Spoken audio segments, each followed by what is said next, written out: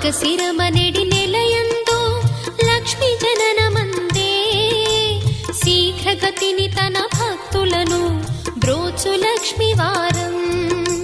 మార్గశిర లక్ష్మి వారములో అమ్మకెంతో ప్రియము. ఆ నెల రోజులు పండగలు లక్ష్మికి జరిగేను.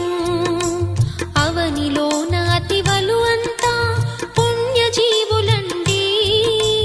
అమ్మ కృపను తా పొందెదరు లక్ష్మి పూజ చేసి. అష్టవిధములష్ట సిద్ధులను ఇచ్చును శ్రీలక్ష్మి. అష్టరూపముల పూజలని అందెడు శ్రీలక్ష్మి.